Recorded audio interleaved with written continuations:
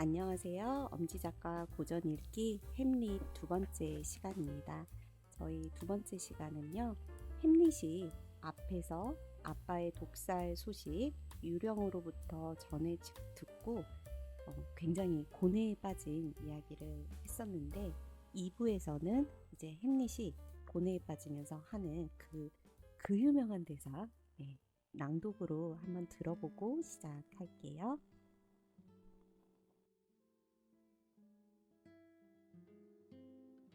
살 것이냐 아니면 죽을 것이냐, 그것이 문제로다. 어느 것이 더 숭고한 정신인가? 변덕스러운 운명의 돌팔매와 화살을 허용하는 것일까? 아니면 파도처럼 몰려오는 많은 고난에 대항하여 물리치는 것일까? 죽는 것은 잠자는 것, 그뿐이다. 그리고 잠에 의해서 우리가 심적 고통과 육신이 받는 허다한 충격들을 끝장낼 수 있다면 이것이야말로 최적의 결론으로서 우리가 열렬히 바랄 바가 된다. 죽는 것은 잠자는 것 어쩌면 꿈꾸는 것. 그렇다. 여기에 난점이 있다. 왜냐하면 그 죽음의 잠 속에서 어떤 꿈이 찾아올까가 우리가 인생 굴레의 속박을 벗어던질 때 우리를 멈추게 한다. 바로 이 난점 때문에 장기간의 불행을 만들어가는 것이다. 아니면 누가 시대의 채찍과 멸시를 견딜 것이며 압박자의 불의를, 오만한 자의 불손을, 버림받은 사랑의 쓰라림을, 법의 지연을, 관리의 오만 불손을, 그리고 유독한 자들이 하찮은 자들에게서 잠작하고 받아야 하는 모욕들을 참으려 하겠는가? 단도 하나면 자신을 깨끗이 청산할 수 있는데 말이다. 그 누가 고역의 짐을 지고 고달픈 인생을 신음하고 땀을 흘리며 살아가겠는가. 그러나 죽음 다음에 무엇이 올지 알 수 없는 두려움, 아직 되돌아온 여행자가 하나도 없는 미지의 나라가 우리의 뜻을 흔들어 우리로 하여금 차라리 기존의 고난들을 계속 걸머지게 하여 우리가 모르는 다른 곳으로 날아가지 못하게 하는 것이다. 이리하여 내적 반성은 우리 모두를 겁쟁이로 만들며, 이리하여 결심의 본색은 우울이라는 창백한 색으로 덮여서 지고의 중요한 거사들은 이로 인해 노선이 바뀌고 실행의 이름조차 잃게 된다. 가만히 있자. 아름다운 오피리어다. 님프여, 그대의 기도 속에 나의 모든 죄들도 잊지 말고 빌어주오.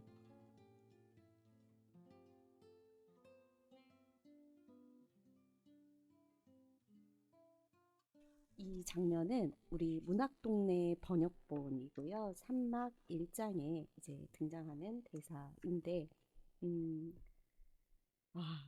우리 흔히 그냥 죽느냐 사느냐 이것만 들어봤잖아요. 근데 그 뒤에 이렇게 심오한 얘기들이 있었어요. 그래서 이 부분, 혹시 이 부분에서 기억나는 어떤 대사나 이런 거 한번 꼽아 볼까요? 저는 사실 그냥 죽는 게 잠자는 것 그뿐이다. 그래서 우리 되게 죽는 거 무섭고 그렇게 생각할 수 있는데 사실 잠자는 것뿐이다, 그뿐이다. 근데 이걸 멈추지 못하는 이유가 그냥 두려운 거? 그쵸? 그것뿐이다. 라는 게 좀,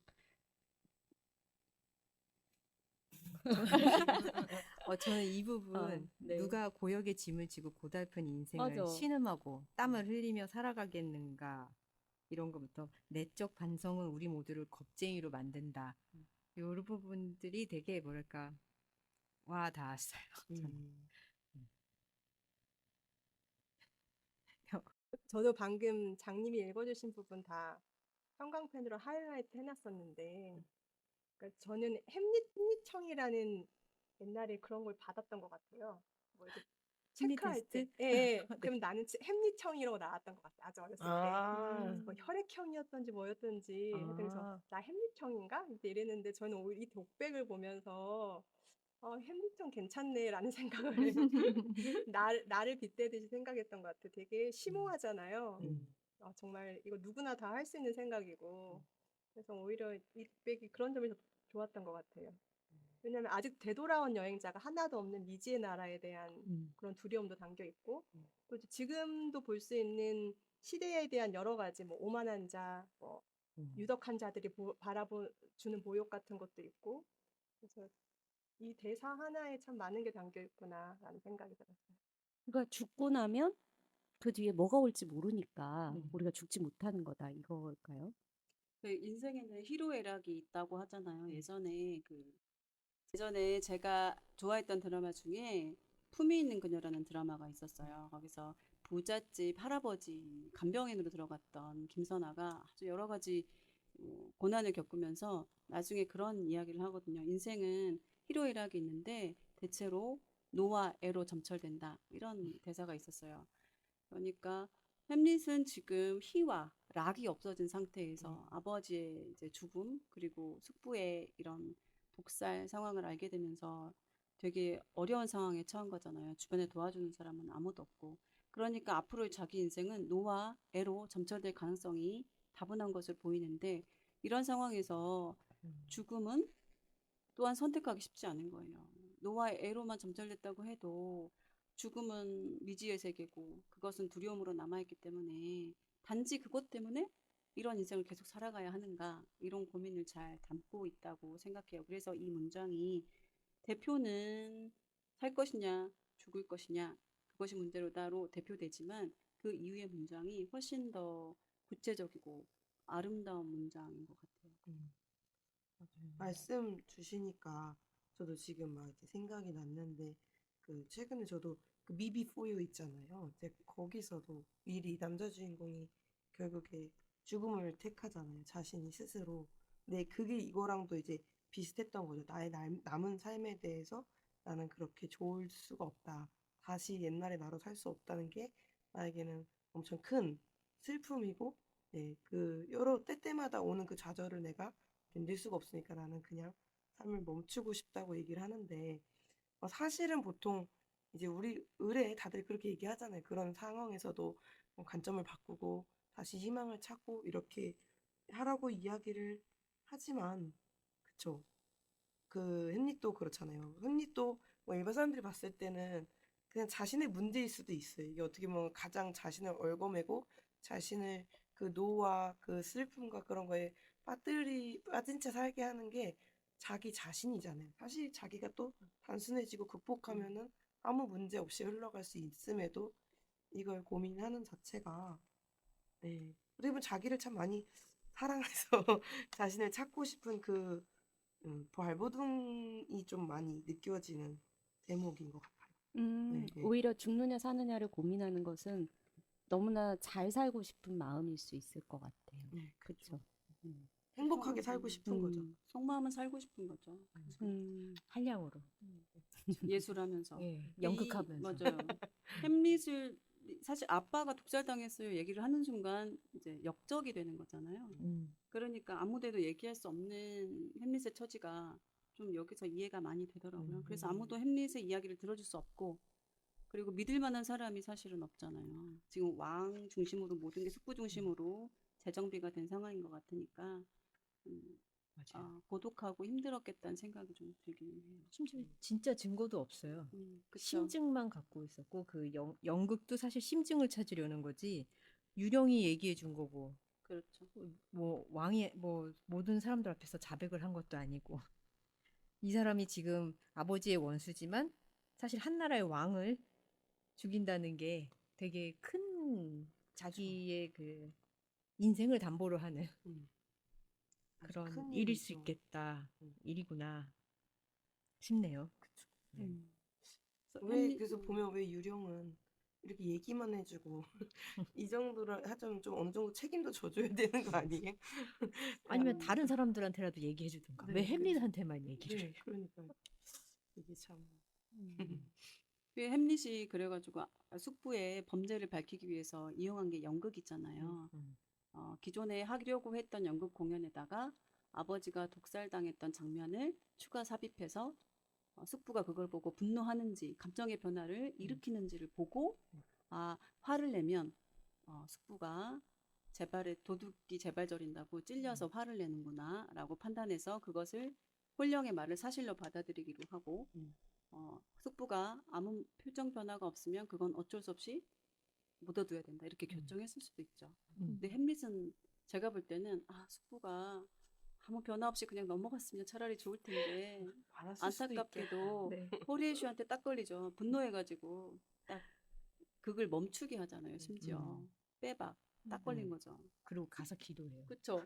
속보도 되게 심플해요. 어떻게 보면. 그래서 정치인 아니었네. 햄릿의 이 단순한 계략에 넘어가가지고 딱 그거를 정지시키고 분노하는 거 보니까 속보도 순진한 면이 있네 이렇게 느꼈어요. 여기서 보면 셰익스피어가 완전히 자기의 정체성을 그대로 햄릿이 페르소나처럼 느껴질 정도로 영국에 맞아요. 대한 사랑, 예술에 대한 그런 자기 예술론을 막 펼치잖아요. 그래서 저는 갑자기 거기서 그 문구가 삽입된 것처럼 느꼈어요. 그러니까 햄릿에게 빙의해가지고 자기 이야기를 자기가 연극 연출가로서 이야기를 막 한다고 생각했을 정도인데 장은 또 거기서 그렇게 얘기했잖아요. 햄릿도 예술가적 기질을 가진 그런 다분하죠. 인물로 네. 설정이 되어 있는 게 아닌가. 그렇죠. 확실히 왕보다는 예술가, 특히 연극인. 그냥 햄릿은 그렇게 살아야 되는 왕이 되고 싶지도 않았을 것 같고 자기가 자리상 왕을 원해야 될 것 같지만 나는 사실 왕하기 싫고 난 그냥 연극인 하고 싶어. 그런데 아빠는 나보고 왕하래. 이런 느낌을 받았어요. 안타깝다 되게.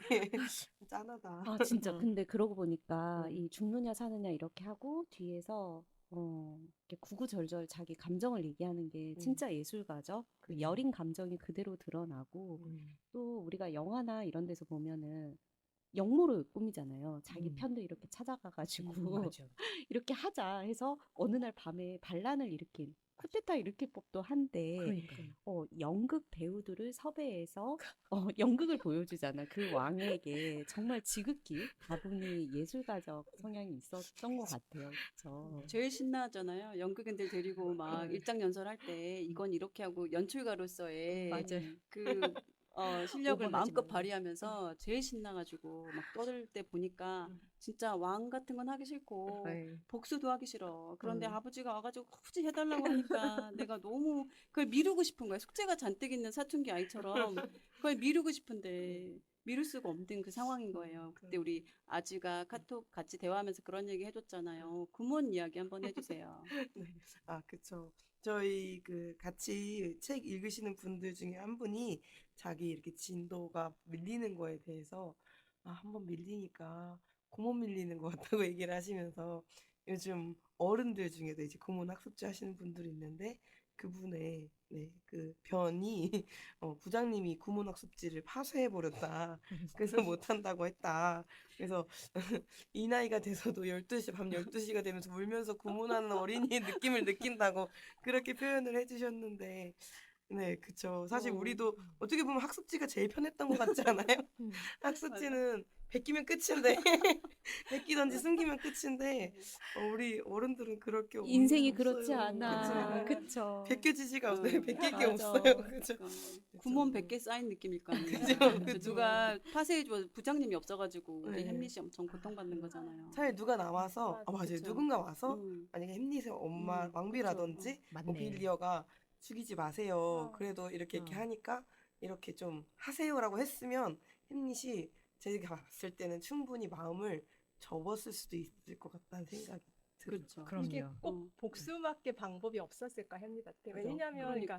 말씀해주신 대로 햄릿은 복수를 할 만한 인물이 아니었다는 생각이 드는 게 제가 이 부분에서 어떤 생각이 났냐면 어렸을 때 유치원 때였어요. 학교 가기 전에 동네 친구랑 놀고 있었어요. 한 번 친한 여자애가 있었는데 놀고 들으면 제가 맨날 울고 들어오는 거예요. 그러니까 저희 할머니가 쟤 또 맞고 들어왔다.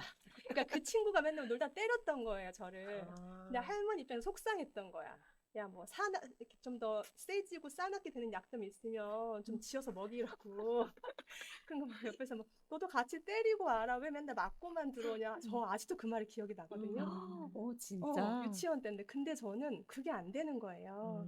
이거를 내가 맞았더라도 근데 제가 이 말은 기억 안 나네. 저희 엄마가 했던 말. 너 근데 그때 뭐라고 했는지 알아? 아니? 엄마 내가 때리면 걔가 아프잖아 이런 말을 했대요. 어머, 너무 어울린다, 근데. 아니, 예. 그러니까 이게 저는 어. 갑자기 여기 부분에 그 말이 생각이 나면서 이게 어. 어려울 수도 있는 거예요, 어떤 사람에게는. 음. 그러니까 물론 아. 아프고 억울하고 막 힘들지만 이걸 똑같이 죽인다는 것 자체가 어려울 수도 있겠다. 저는 그 심정이 조금은 이해가 갔어요. 그래 햄릿 형. 아, 난 쿠데타를 할 건데. 그러니까 내 편 10명 그러니까 모아가지고. 지금 나리쌤은 그 레어티지 같은 분위기잖아요. 아빠가 죽고 왔는데 지금 여기에 아들이 3명이 나와요. 아버지를 잃은 아들이 3명. 그 노르웨이의 포틴브레스 왕자가 나오고 그리고 폴로니어스의 아들 레어티즈가 나오고 아빠 선왕을 먼저 보낸 햄릿이 나오는데 햄릿은 고민하지만 나머지 둘은 쳐들어오거든요. 다시 맞다. 찾겠다. 나는 복수를 하겠다. 어. 너무 다르더라고요. 근데 이제 나리쌤은 그런 쪽이고 어, 나는 레어티즈야. 나 아프잖아. 그러니까 뭔가 방법은 있겠지만 물론 분노하긴 하지만 그걸 꼭 그렇게 해야 될까? 아, 그래서 딱 요거네요. 이거. 그러네. 그래서 그러면 죽느냐 햄릿은 사느냐. 계속 다른 길을 고민하는 사람이네요. 그러니까 기존의 왕자들의 입장에서 보면 아버지가 당했으면 내가 갚는 게 당연한 거잖아요. 근데 옛날에 전쟁사를 보면 아버지가 죽으면 그 과업을 아들이 반드시 이어가더라고요. 그러니까 그 전쟁에서 상대하고의 전쟁에서 예를 들면 페르시아하고 그리스하고 전쟁을 했으면 다리우스 1세가 마라톤 전투에서 패배했어요. 그리고 10년 후에 크세르크세스, 그러니까 다리우스의 아들이 다시 그리스로 가거든요. 아버지의 과업이고 유언이기 때문에 복수하러 가는 거예요. 이런 식으로 계속 이어가는 거죠. 그리고 그리스 비극에도 그런 얘기가 많이 나오는데 부모가 억울하게 죽으면 반드시 아이가 복수해야 되는 게 그 사람의 명예이고 해야 될 일인 것처럼 계속 나오는 거예요. 이게 당시의 윤리인 것 같아요. 그런데 햄릿은 그걸 고민하는 거죠. 나의 윤리를 고민하는 거예요. 그러니까 근대인은 근본적으로 중세를 벗어나면서 누가 정해준 율법, 도덕이 없죠. 중세는 신의 법에 따라서 다 행동하면 되니까. 뭐 적어도 사제한테 물어보잖아요. 내가 이랬는데 어떻게 하면 좋냐? 그럼 답을 주잖아요. 그런 식으로 따라하면 되는데 여기는 그 틀이 없어지고 있는 시대인 거예요. 그러니까 개인이 등장하는 시대에. 그러니까 나의 윤리를 내가 찾아가야 되는 어떤 그런 숙명을 받아들이는 근대인이 생긴 거죠. 그게 햄릿이 그 3명의 왕자 중에 2명하고 다른 길을 선택하려고 하고 고민하는 이유가 되는 것 같아요. 맞네요. 부모가 하던 일을 그대로 그냥 반성 없이 그냥 바로 여과 없이 받아들이지를 못하고 그쵸. 내 자리를 찾고 싶은데 이 사람은 사실 자신은 연극으로 했어야 되는데 지금 그러니까 맞아요. 그러네요. 자기 역할에 금방 적응하는 캐릭터가 아니에요. 그러니까 고민을 많이 하게 되고 우리 현대사회에 살아가는 사람들도 다 그렇죠. 어디를 가든 내 자리가 아닌 것 같은 느낌을 받잖아요. 좀 삐끗하면 대체되는 거니까. 그러니까 고유함이 없으니까. 근데 그런 부분에서 우리 현대인이 고민하는 걸 그대로 담고 있지 않나 그런 생각을 좀 했어요. 그렇네요. 아주 크게 보지 않아도 운동을 시작해야 되는데 그렇죠. 다이어트 해야 되는데 실행의 이름을 계속 고민하다 보면 추비, 오늘 낮추비. 계속 오늘 운동 갈 거냐 말 거냐. 그러니까 오늘 아침에 일어날 거냐 말 거냐 오늘 그렇죠. 원서 2페이지 보고 잘 거냐 그렇죠.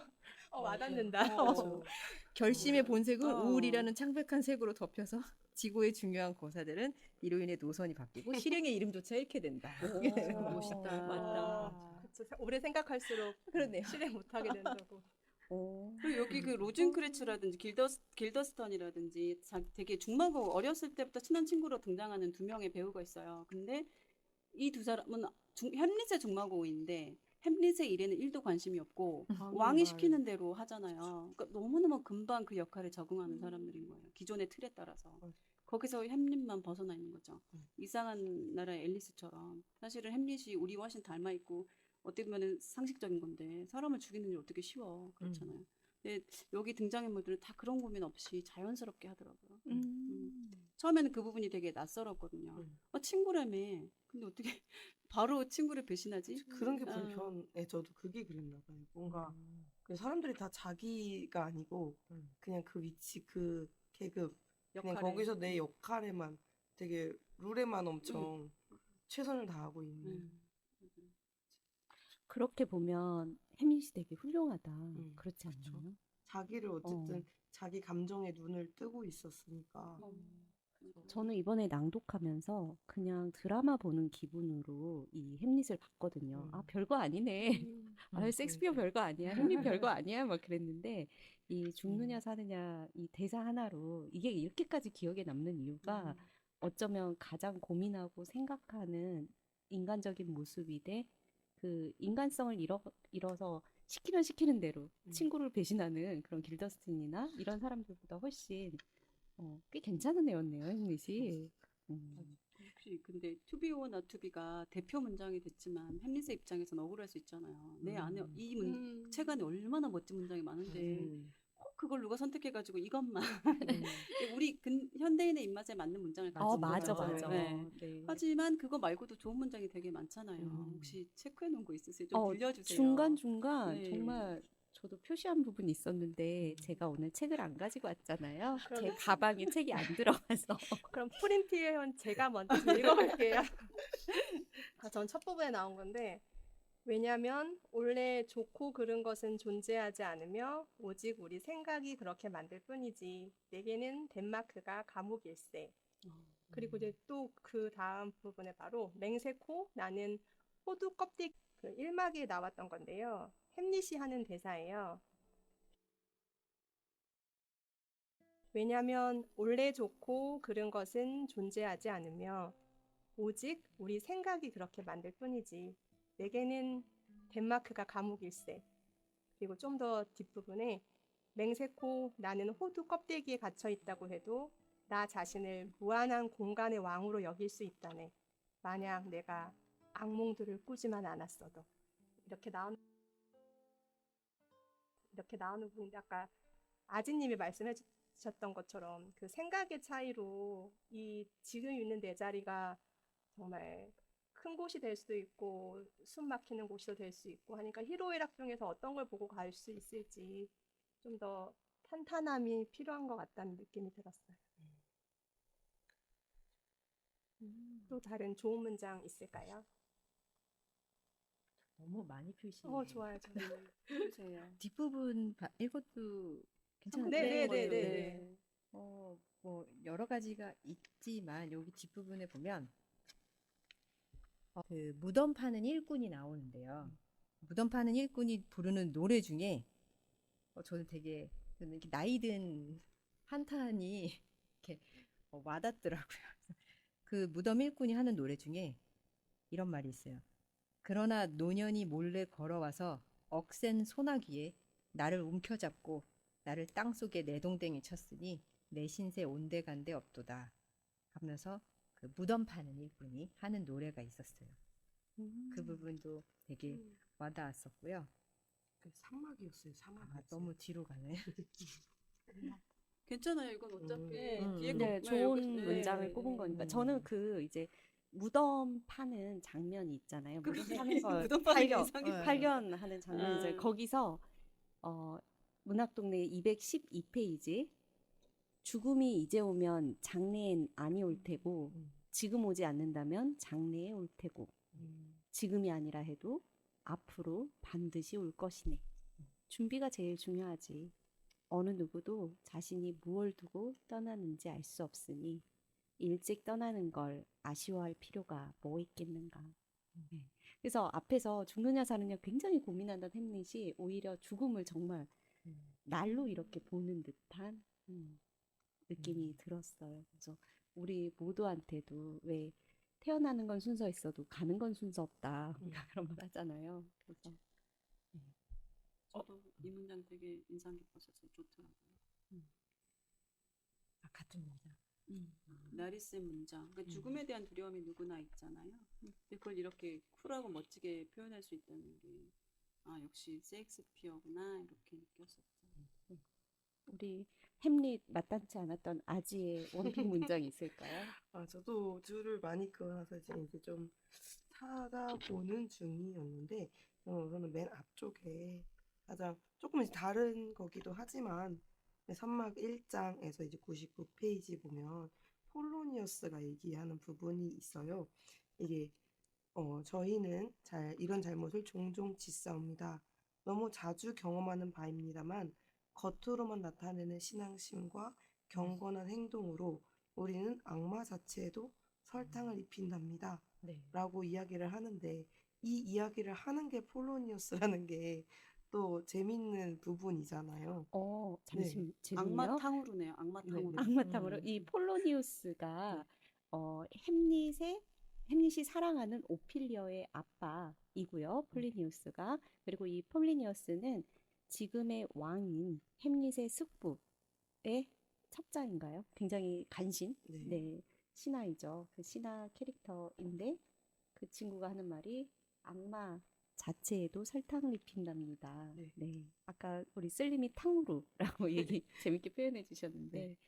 이게 그쵸. 그 성경 안에서도 늘 이런 사람 얘기 많이 하잖아요. 이제 바리사이인이라든지 여러 이제 겉으로 신앙심을 내보이고 경건하게 하지만 그 안은 썩어 있는 사람들에 대해서 이야기를 많이 하는데 폴로니아스 자신이 지금 이 이야기를 하는 게 저는 이제 궁금했던 게 자신도 이런 악마탕후루라는 거를 인지하고 얘기를 하는 건지 제가 봤을 땐 근데 이 사람은 충분히 자신도 그 악마탕후루라는 거를 인지하고 있고 더 나아가서 이게 그냥 세상 사는 방식이지까지 해서 무르르듯이 흘러가는 이 세상에 완벽하게 적응한 사람으로 보였어요. 그쵸? 그래서 어떻게 보면 햄릿도 그렇고 우리도 말로는 늘 도덕적으로 살아야 되고 뭔가 햄릿 같은 사람을 이야기하지만 사실 우리가 현실에서 살 때 불편한 사람은 햄릿이죠.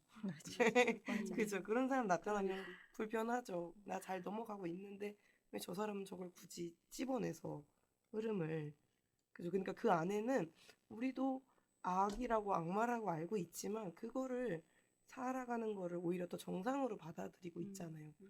그렇게 생각했을 때 세상이 과연 진짜 어떻게 흘러가는 게 맞는가를 생각을 하게 되는 것 같아요. 그쵸?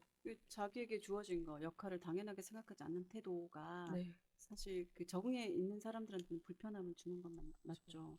그렇게 생각하니까 또 햄릿이 엄청 햄릿 같은 어떤 집단이나 불변의 법칙이라고 어디나 진상이 있잖아요. 근데 그런 사람들은 두 가지인 것 같아요. 그러니까 낯선데 질문을 많이 하는 사람, 혹은 불평불만이 많은 사람. 근데 우리 햄릿은 1번에 가깝죠. 근데 어떻게 보면 사회적으로 되게 소중한 존재인데 항상 그것이 효율적이진 않잖아요. 그래서 소외당하거나 그래서 거독하겠다 이런 생각이 좀 드네요. 두 가지 다 우리 쓸림 캐릭터 비슷하지 않아요? 지금은 아니에요. 지금은 아닌데 그냥 아니 맞아요. 불평불만. 그랬을 것 같아 느낌에. 예전에 네. 불평불만이 많았죠. 왜 아까 저러는 거야? 질문도 이해를 못해. 많으셨죠 혹시? 그렇죠. 되게 당연하게 생각하는 게 없는 거예요. 그리고 왜 저러는 거야? 이해 못하는 부분이 많았어요. 근데 그 사람들은 다 자연스럽게 하는데 그런 부분에서 햄릿다운 면이 있는 거죠. 혹은 뭐 홀든? 저는 쓸림이 조금 늦게 태어났으면 인싸가 됐을 것 같아. 왜 SNL 보시면 막눈광이라고 막눈광. 있죠. 네. 캐릭터 있어요. 네. 그 MZ 세대 캐릭터인데 눈 크게 반짝반짝 뜨고서 질문하는 거예요. 이게 네. 왜 안 되냐? 뭐 이런 코미디언 캐릭터인데 요즘 되게 핫한 캐릭터거든요. 우리 쓸림 한 20년만 늦게 태어났어도 시대를 앞서 맞아요. 그런 끌고 질문 자주 해요. 갔어요. 이거 왜 안 네. 돼? 이거 자주 하거든요. 지금도 눈이 굉장히 맑잖아요. 네. 건강하게 20년 더 오래 사시는 걸로.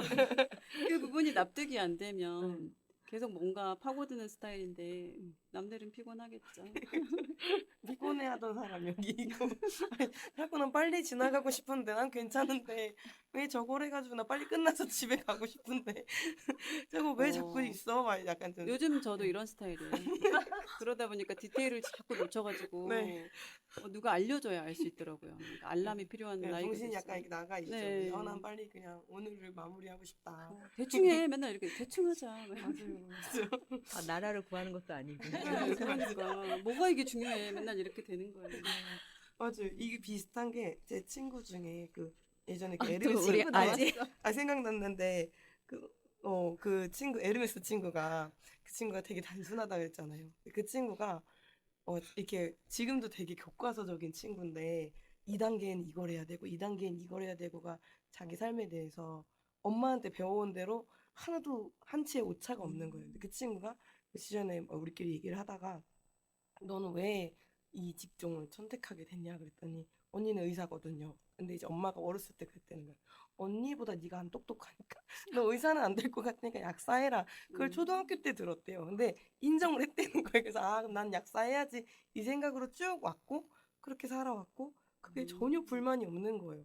그러니까 지금 애에 대해서 자기 애에 대해서도 아, 얘는 그렇게 똑똑한 것 같, 4살인데 그렇게 똑똑한 것 같진 않으니까 이렇게 해서 이 직업 중에 이 부류를 해서 이렇게 사고 와. 이렇게 하면 되지 이거에 대해서 고민이 없는 거예요. 우와. 그래서 예전에는 그러니까 물론 그래서 다른 친구들한테는 좀 가끔씩 아유 참 이렇게 느껴지는 때도 있는데 요즘에는 그거에 대해서도 다시 보게 되는 거예요. 저게 자기가 불만이 없으면 저것도 나름 되게 본인에겐 평온한 삶일 수 그렇죠. 있잖아요. 어쨌든 음. 그쵸? 이게 그거대로 이루어진 것도 물론 잘 된 케이스지만 그래서 또 없이 내가 없이 저렇게 쭉 그냥 하나의 룰만 지켜가면서 사는 것도 삶에 있어서는 되게 희가 큰 친구거든요. 그러네. 희와 락이 되게 커요. 음. 불만이 없죠. 그렇죠. 예, 항상 정해져 있고 고민이 없고. 부럽다. 네, 그래서 요즘엔 다시 보여지는 거예요. 결정이 되게 빠르네요. 네. 받아들이는 것도 성취도가 빠르고. 높잖아요. 네, 또. 맞아요. 딱 이게 확실한 거예요. 늘 음. 이렇게 몇 살엔 결혼하고 음. 몇 살엔 애 낳고 몇 살엔 둘째 낳고 이게 되게 확실한 친구라 고민이 없어요. 자기 근데 삶에. 지금 딱 그 얘기를 듣는데 네. 지금 오늘 햄릿 얘기를 하다가 그 얘기를 들으니까 네. 저런 거는 되게 뭐랄까 옛날에 그 농부의 삶 그쵸. 그런 느낌. 맞아요. 봄에는 파종하고 여름에는 절기대로 사는 거죠. 굳이 내가 이 마을을 벗어나서 다른 뭔가를 보고 싶어라는 그게 아니고 뭐 무엇이 다가올까 이런 그죠. 환상을 갖거나 네, 네. 그런 게 아니라 봄이 되면 씨를 뿌리고 다 자연스럽게 네. 그런 것도 되게 부럽다. 그죠. 이게 네. 나이가 드니까 물론 어렸을 때 애들이 봤을 때 마마 뭐 엄마밖에 모르고 막 이제 놀리긴 했지만 봤을 때 나이가 들고 보니까 현명한 거네요. 되게 그것도 나름 운이 따라준 것도 있어요. 네, 인생이 그렇죠. 그렇게 그렇게 물론 물론 흘러갈 있고. 수가 없는데 맞아요. 계획대로 그렇죠. 잘 됐기 때문에. 맞아요. 네. 계획대로 잘 됐기 때문에 주변에서 그런 것도 서포트도 있고. 잘 해주시고 그쵸, 이제 여러모로 그런 게 있어 잘 맞아 엄마가 떨어진 눈을 경우. 확실하게 보신 거겠죠. 이제 엄마의 안목이 그래서 있어야 되는 그 거야. 엄마의 안목을 안목으로. 물려받았네요. 그죠. 훌륭하다. 그래서 그렇게 보면 또 이제 그런 사람들한테는 햄릿이 진짜 무용한 사람이죠. 무용한 사람.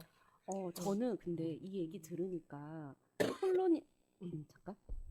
저는 이 얘기 들으니까 폴로니우스가 이해가 딱 되는 거예요.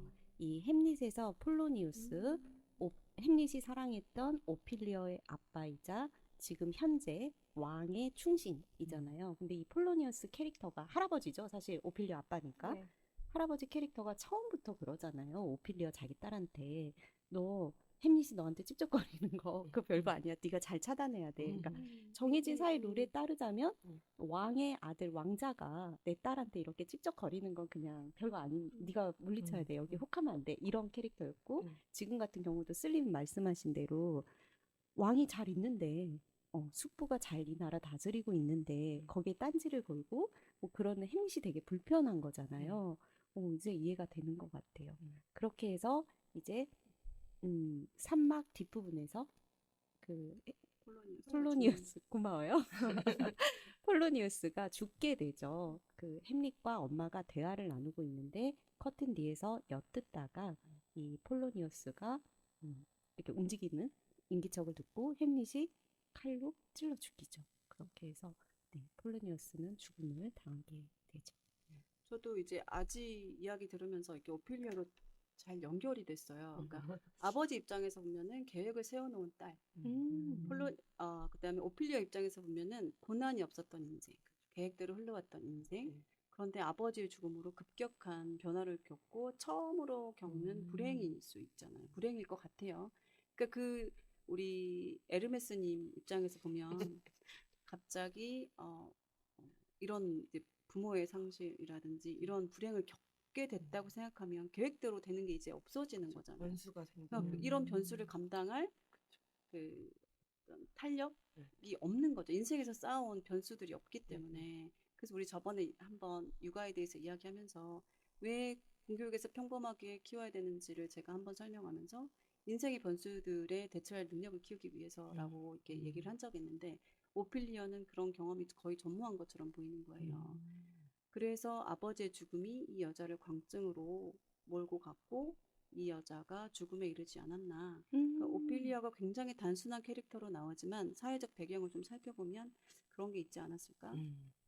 오피리아 사실은 우리가 굉장히 많이 접하잖아요. 네. 그리고 그림으로 특히 유명하잖아요. 아주 아름답게 물에 떠서 죽는 그림이 유명한데 그걸 너무 환상적으로 그려놔서 오피리아의 캐릭터도 서사가 조금 더 분명할 거라고 저는 생각했거든요. 맞아요. 그래서 사실 소설 아니 저기 이 극에서는 존재감이 별로 없죠. 나중에 오히려 레어티즈 그러니까 오피리아의 오빠나 햄릿이 오피리아의 죽음으로 대결하거나 분노를 자극하는 역할 정도는 하지만 크게 의미 있는 죽음인지도 잘 모르겠고 그런 느낌이 있었거든요. 오피리아에 대한 이야기 한번 해보고 싶더라고요. 맞아. 이거 우리 한이가 오피리어 그림 설명 한번 많이 이게 우리가 화면으로 보여드리진 않지만 이야기해 주시면 떠올리는 부분도 계실 것 같아요. 네. 존 밀레이의 그림인데요. 이게 1851년에 완성된 작품이에요. 저희가 책에서 보면 오피리어의 죽음을 거투르트 왕비가 전해주거든요. 지금 오피리어가 꽃을 따러 시냇가로 갔다가 그 버드나무를 타고 올라갔는데 거기에 미끄러져서 시냇가에 빠졌고 익사로 죽었다. 근데 이 모습을 제가 봤을 때는 밀레이가 정말 잘 표현했다고 생각이 되었어요. 왜냐하면 일단 책의 묘사대로 그 상황이 그대로 보여지는 것 같아서요. 밀레이가 그래서 이 배경을 정확히 그리기 위해서 잉글랜드 서리근교 호그스밀 강가에서 5달 동안 주 6일을 머물면서 배경을 완성을 하고 이제 오피리아가 이렇게 떠 있는 모습을 그리기 위해서는 다시 자기 스튜디오로 돌아와서 여성 모델을 욕조에 이렇게 눕혀놓고 그걸 그리기 위해서 이렇게 욕조물이 차가우니까 이렇게 램프도 받쳐놓고서 완성을 한 건데 이 작품을 보면 그 오피리아가 올라갔던 그 버드나무도 이렇게 축 늘어져 있는 이 버드나무가 슬픔을 상징한다고 하더라고요. 그래서 이렇게 축 늘어져 있는 가지랑 또 오피리아가 죽었을 때 왕비가 그렇거든요. 인어공주처럼 멀메이드처럼 이렇게 처음에는 드레스가 받쳐졌지만 그 드레스가 축축히 젖으면서 익사하고 말았다. 그래서 정말 풍성한 드레스 이렇게 쭉 그려놨어요. 떠 있는 모습으로. 그러니까 지금 밀레이의 작품에는 얼굴까지 이렇게 위에 떠올라 있는 모습으로. 그리고 이제 그 아래 시냇물과 함께 꽃 하나하나를 그려놨는데 이 시대에는 꽃이 상징하는 의미의 되게 유행이었다고 그래요. 그래서 이 지금 오피리아가 죽기 전에 왕과 왕비와 레어티즈 앞에 나타나서 각각에게 맞는 꽃을 주거든요. 맞아. 오빠는 네. 이거 뭐 이런 식으로. 근데 이 그림에도 그 꽃이 하나하나 잘 살아나서 되게 이 햄릿 책과 되게 가장 그 햄릿 책 그대로 잘 묘사했구나. 그런 생각이 들었었어요. 와, 이 그러네요. 부분이 저도 개인적으로는 그 앞에 서사보다도 딱 그 왕비가 등장해서 이야기해 줄 때 그 183페이지에 나오는 이 부분이 정말 저도 표현이 아름답다는 생각을 했어요. 죽음의 장면이긴 한데 그러니까 이거를 딱 캡처해서 이렇게 그림으로 할 정도로 이 표현이 죽음의 장면을 표현한 거긴 하지만 그래서 더 아름다웠나? 막 이런 생각이 들 정도로 표현이 그죠. 그렇네요. 그때는 화면을 띄워줄 수 있는 것도 아니고 배우가 네. 대사로서 전달해야 되니까. 이걸 말로 이렇게 그래서 더 이렇게 딱 읽으면 자연스럽게 상상이 되잖아요. 여기 막 얘기하는 게 그림엔 안 나왔지만 그렇게 죽으면서 옷이 활짝 펼쳐져서 인화처럼 잠시 받쳐줬고 그러는 동안 그녀가 얘 찬송가 구절을 불렀다고 이렇게 얘기를 하잖아요. 그래서 흡사 물에서 사는 생물 같았다고 인어 같았다는 표현이죠. 이게 저는 그래서 개인적으로 이 부분이 셰익스피어가 표현을 엄청나게 했구나라는 그런 부분이. 저는 근데 이 부분에서 궁금했던 게 오피리아가 자살일까 아니면 이렇게 정말 미끄러져서 사고가 났을까 했는데 뒷부분에선 자살로 판정을 하고 장례를 치렀더라고요. 맞아요. 이 무덤 일꾼이 설명하잖아요. 행하고 동하고 수행하는 건데 물이 그러니까 저도 그 표현 너무 재밌었어요. 여기 물이 여기 있단 말씀이야. 알았지? 사람은 여기 서 있고 말이야. 만약 이 사람이 이 물에 가서 자신을 빠뜨린다면 그건 싫든 좋든 그가 간다는 거야. 그러나 만약 물이 그에게 와서 그를 익사시킨다면 그가 자신을 익사시킨 건 아니란 말이야. 그러면 죽음에 죄가 없는 자지. 근데 어쨌든 오피리아는 네. 물로 그쵸, 본인이 자기가 떨어져서 죽었기 예. 때문에 이거는 자살로 본 그쵸. 거잖아요. 나오려고 노력하지도 않았고. 어. 그러니까 물이 우리를 덮치지 그치, 않는 한 예. 자살이라는 거잖아요. 그렇죠. 근데 이 당시에는 어. 익사가 되게 아, 많았다고 그래요. 어. 맞아요. 왜 많았을까요? 그래요. 그 길이 잘 익사가 정비되어 있지 않기 때문에 뭐 그런 일이 있었던 게 아닐까요? 익사? 예, 익사 자체로는. 실족하는 그런 그쵸, 거죠. 실족이겠죠. 그리고 익사가 사실은 그거 알아요? 그 물에 빠졌다가 얘가 살아날 수 있는데 죽음을 판단하는 그 의학이 발달하지 않아서 그냥 못 깨어나면 죽었다고 판명을 많이 했대. 오판이 거기서 많았대요. 그래서 관에 묻었어. 근데 이게 다시 살아나는 경우들도 있고, 그래서 죽음을 어떻게 판단할 것인가. 거기에서 이제 나온 게 갈바닉이라고 하는 그 우리 화장품 갈바닉이 있잖아요. 네네. 그 갈바닉 그 의학을 공부한 사람이 그래서 네, 갈바닉까지 왜 나왔지?